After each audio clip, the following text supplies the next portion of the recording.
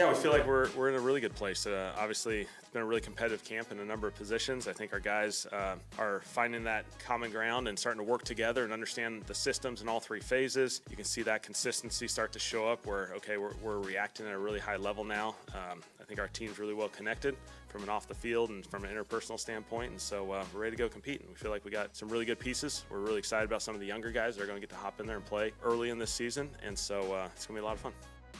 Kellen Moore meeting with reporters on Thursday. Saints getting ready for their final preseason game here in 2025. Mike Triplett, neworleans.football. Good enough to hang with us for a few minutes. How are you, man? Good. How are you? Doing fantastic. Any reaction to Rattler starting the third preseason game? Should we make anything of that? Well, yeah, we should. I mean, I think that puts him in the driver's seat. It hasn't been an official announcement because, they haven't announced it to him or they haven't announced it to the team, but the starters are starting this one. It's the first time anyone's gotten a chance to play with Eric McCoy and Alvin Kamara, presumably, probably Olave and Shaheed, the full offensive line. Like, this is the, unless something unexpected happens, I think he starts in week one. And I think that makes the most sense. And I think that's the way it's been trending and the way that, it always made the most sense to me, unless Tyler Sheck just looked even more ready than you would expect a second-round pick to look. And for a couple weeks there, it looked like Sheck might be coming on really fast, but this makes the most sense to me. And you give Rattler a realistic chance to hold on to it for as long as he can. If he can't, then Sheck takes over at a more natural time for a second-round pick to take over, I think.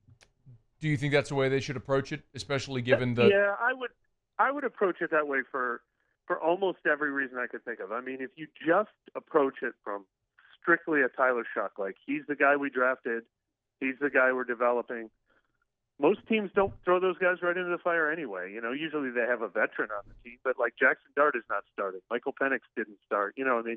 Drake May didn't start right away. Like that could be good for Sheck, especially when you look at the schedule. Like, you don't want him to go out there and start 0-4 and have everyone calling for Spencer Rattler, and then do you bench him, and then when do you go back to him? Like, unless he, looks supremely ready, it's probably better every once in a while to take your time with these guys and ease them into the lineup at some point. And if you're looking at it just from a competition standpoint, like the only thing that matters to me is who played better this summer and who can help me win in week one. I think Rattler's played a little better. I don't think anyone can deny that. Now, Sheck may have the higher ceiling, and they're going to want to turn to Sheck at some point. They have to find out what they have in him. But, for most reasons, I think it makes sense to start out with Rattler. All right, let's move past the obligatory quarterback convo. The Saints and Sean Payton doing deals. Yeah. Devon Vele. Give me a reaction to the trade, if you would, Mike. I like the player a lot, and I like that they traded for a young guy yes, quote 27. unquote, but a rookie contract guy with three years left on his contract. Like, I like that better than I would like to see this guy trade for 34-year-old veteran who has 1 year left on his deal. I was pretty surprised how much he cost, but I think that's the nature of you don't often see second-year players that a team likes being traded. Like, I was trying to think of a good comparison. Like, do like the Saints trading Rashid Shaheed 2 years ago or something like that. Like, usually you hang on to those guys. So I understand why he cost what he cost, and I'd feel a lot better about it if it was a sixth-round pick. But the odds of him being better than whoever they would have used that fourth-round pick on are pretty high, especially when you look at their track record of fourth-round picks. So I'm kind of in the middle on it. I'd feel a lot better if they got him for cheaper. I don't like the idea of trading future picks, but they are at least trading it for a guy who is going to be on this team for the next 3 years and maybe longer, at a cheap price. So it's not like they're selling the future for the present. This guy could be part of the future too. So the cost is my only qualm with it. If it wasn't about what it costs to acquire him, he's obviously the exact type of receiver they've been missing. Mike, they might not be done. There was a report, I believe it was Diana Rossini earlier today who had the report that the Saints are maybe kicking the tire about running backs. On running backs.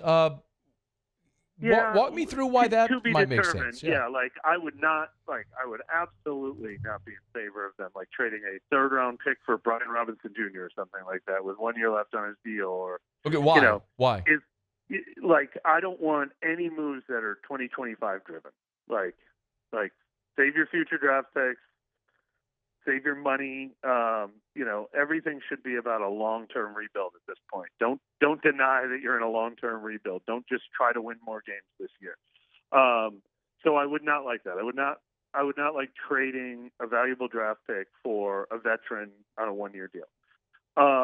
But if you're talking about guys who are going to be cut by other teams and you're giving your sixth for their seventh, I don't mind making calls like that. I mean, if that's what they're talking about, like they're talking to teams where guys, where they've got 4 guys going for 3 spots and they're going to be practically giving them away, then I don't mind making calls like that. But hopefully they're not, they're not mortgaging their future to trade for a guy that is only going to help them for 1 year.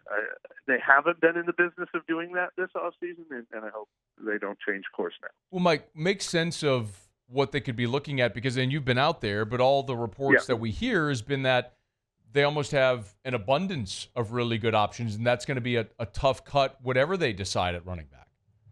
Yeah, I'm curious how aggressive. I mean, are they just making calls? Are they just, finding out what's out there like every team should do, due diligence, so to speak? Or are they really looking to acquire something? If they're really looking to acquire something, in my mind, it might be there's 2 things I think you could think. One is a pass protector. I mean, I think that's why I think Clyde Edwards-Helaire or Cam Akers might make this team, is if they need a veteran, reliable pass protector type of guy, and if they don't think Kendre Miller is quite there in those important situations.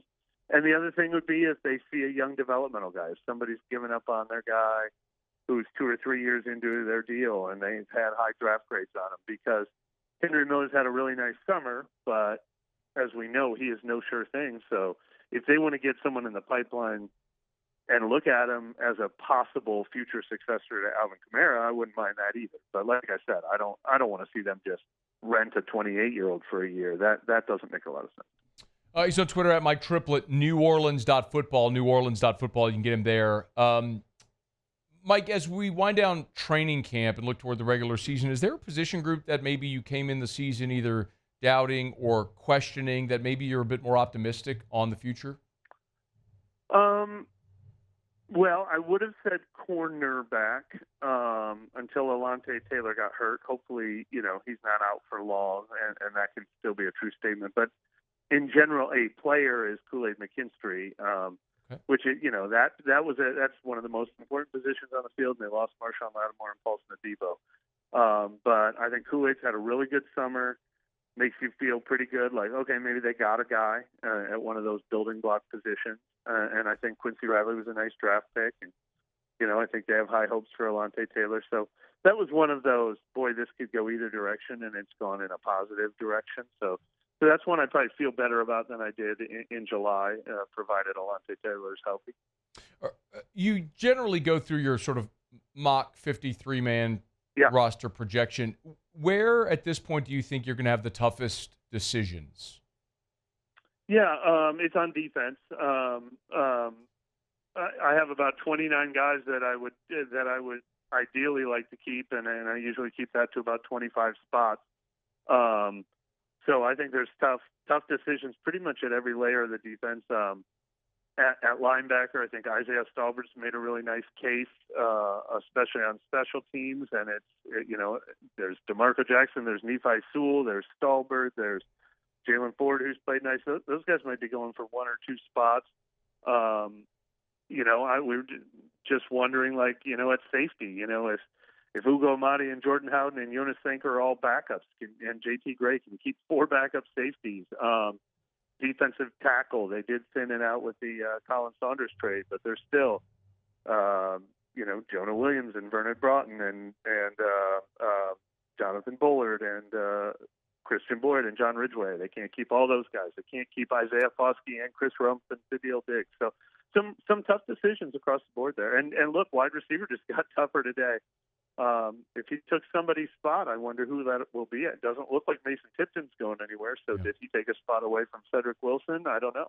You know, when I usually ask that question, Mike, you'll typically say of the 53, there's 49 that are locks. Or so I'm making that number up. Like, where do you feel that like the quote unquote locks are this year? Like, how many spots realistically you think are up for grabs on the 53?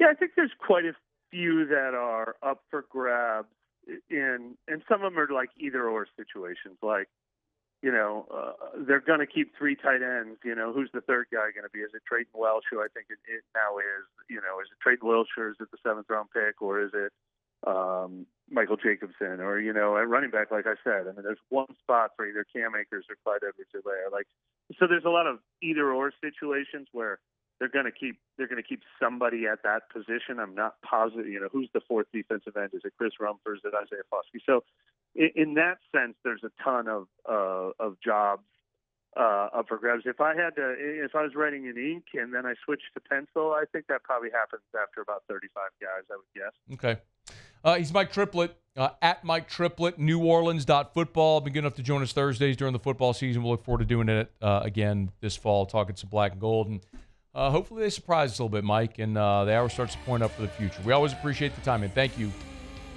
Thanks a lot, man. Be well. Hey, thanks so much for watching. Please leave your comments. I love to interact, and be sure to hit the red subscribe button below.